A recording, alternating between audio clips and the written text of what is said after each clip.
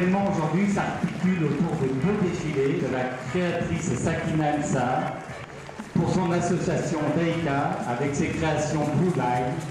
Elle découvre le beau de travail ouvrier pour imaginer une vingtaine de mini-jupes et mini-robes surprenantes et élégantes.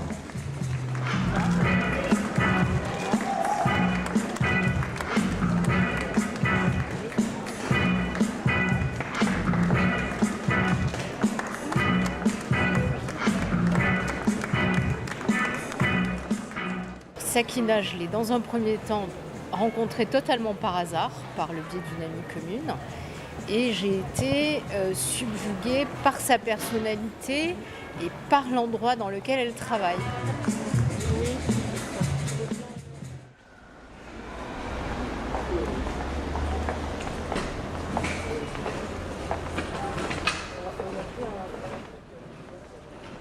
Je suis arrivée à la Goutte d'Or, je cherchais un lieu. Je suis venue visiter cet endroit. Et en fait, en remontant la rue Capla, j'avais le sentiment de revenir chez moi. J'ai grandi dans un quartier populaire à Marseille qui ressemblait beaucoup à la Goutte d'Or. Et j'avais ce sentiment de sérénité, de bien-être, de bonheur. Et je me suis dit, mais aïe, oula, je rentre à la maison. C'était comme si c'était ma maison ici. C'était comme si je rentrais dans mon quartier. Je venais à l'endroit où il fallait que je sois à ce moment-là, exactement. Mon projet était de ne pas être qu'un projet mode. J'aime la mode, moi j'aime le vêtement, j'aime... voilà, c'est mon métier, c'est vraiment ce que j'ai choisi de faire. Mais en revanche, j'aime les gens aussi, j'aime la diversité. Et donc j'avais envie vraiment de mélanger à la fois ces valeurs de beauté et de bonté pour en faire un système économique. On s'est rendu compte que les entreprises d'insertion classiques étaient beaucoup dans des métiers de service. J'ai monté une entreprise d'insertion par l'activité économique, mais qui a comme thème particulier d'insérer par le beau. Et donc j'ai créé cette maison de couture d'insertion qui donne la particularité finalement de ma maison de couture. J'aime la mode, j'aime aller dans les grands musées, aller voir de belles expositions. Mais je crois que c'est important aussi de se nourrir dans la société, de se nourrir dans la vérité du monde. Moi je crois que l'homme est une œuvre d'art. La maison de couture, c'est un projet global où il faut savoir être très polyvalent et où le rapport humain est très important, où l'humain est important. On est une jeune entreprise d'insertion. On est là, on existe depuis 2009. On a 2 salariés en insertion sur l'entreprise. C'est quelque chose qui est important pour nous d'avoir une femme et un homme. Depuis le début du projet, on a pu accompagner environ 5 personnes en insertion. En sachant que certaines, au sortir de leur expérience dans notre entreprise, ont monté leur propre entreprise. Je m'appelle Pape Petinon Djoumata, d'origine sénégalaise. Je faisais la couture avant. Je travaille avec mon cousin dans le quartier. Tu vois l'église Saint-Bernard. Ça va pour moi, ça m'a aidé. Je prends beaucoup avec eux. Parce que c'est des jeunes, c'est pas pareil. Et il fait le patronage, c'est tranquille, tu le coupes, tu le montes. On n'a pas la même façon de faire. En Afrique, il n'y a pas de papier, il n'y a pas de patronage, il n'y a rien. Il s'accompagne par quelqu'un. Une fois par semaine, s'il y a un problème, tu l'appelles. Elle vient tout de suite. Son accompagnement est passé par différentes étapes. Donc Pape est d'origine sénégalaise. On l'a accompagné sur différents points, qui sont le logement, la santé et l'alphabétisation. Et bien sûr sa sortie vers un emploi durable. Il me reste 4 mois. Ouais.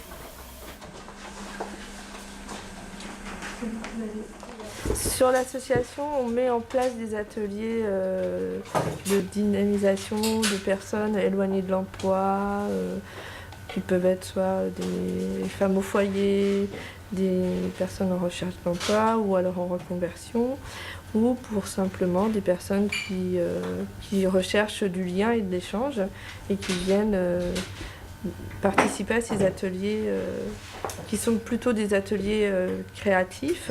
J'ai fait pas mal de choses, un peu de travail manuel. Alors c'est vrai que c'est un peu difficile de travailler tout seul à la maison. Et c'est bien être accompagné, être avec des gens. C'est plutôt ça que j'ai cherché. On participe à la vie du quartier, donc quand il y a des fêtes, des festivals et tout en général, d'une manière ou d'une autre, Sakina y est associée, donc l'atelier d'Aïka. Donc voilà. Par exemple, on a fait des expos à la mairie, tout ça, là, les poupées et tout, avec Nathalie. Donc on a fait des poupées, on a exposé tout ça là. Moi j'ai fait un poupée africain, tissu africain. Je l'ai présenté, puis tout le monde il a aimé. Et puis... Je fais aussi de la médiation culturelle sur des projets qui sont liés et à l'association et à l'entreprise d'insertion. On va mettre en place un projet à la prison de Fleury-Mérogis, à la maison d'arrêt des femmes. L'année dernière, on est déjà allé dans cette prison. On a organisé un défilé avec les femmes. Donc, des femmes détenues ont défilé pour d'autres femmes détenues. Et c'était vraiment 2 jours très intenses, forts en émotion. Voilà. Et on a souhaité continuer ce projet et le développer. On a été beaucoup aidés par une association qui s'appelle l'ARAC, qui va en prison. On a persévéré et on a réussi à faire ce défilé qui a permis aux femmes de défiler, mais aussi de se valoriser. En fait, je crois qu'il est de la responsabilité de ceux qui sont dehors de travailler l'insertion de ces femmes pour après. Et vraiment d'y aller de temps en temps, de leur parler de choses qui les font rêver, de leur donner envie.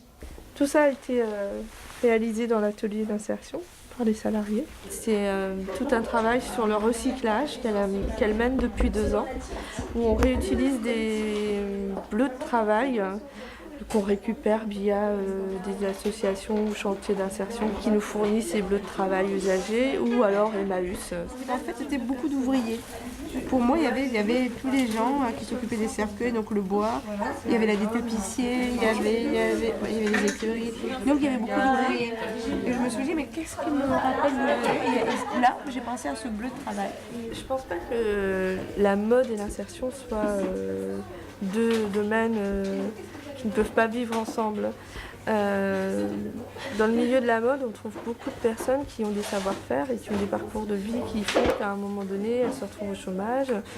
Et nous, de notre expérience avec nos ateliers justement de médiation culturelle, on s'est aperçu qu'il y avait quand même pas mal de personnes, surtout des femmes, qui se retrouvaient au foyer parce qu'elles élevaient des enfants. Et à un moment donné, comment faire pour se réinsérer, s'insérer dans la vie à nouveau avec les savoir-faire qu'on a. Donc c'était une évidence de se dire faire de l'insertion par la mode haut de gamme, puisque l'idée c'est quand même, c'est des personnes qui ont déjà du talent. C'est pas parce qu'on est dans le monde du luxe qu'on n'a pas besoin qu'on ne peut pas faire de l'insertion.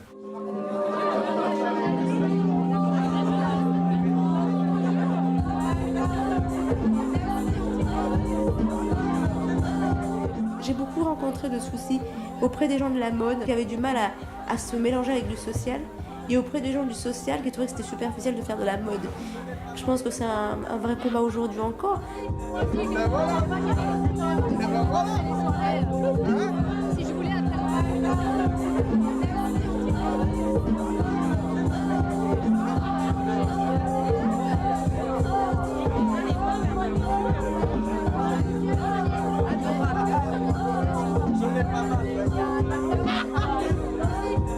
voilà.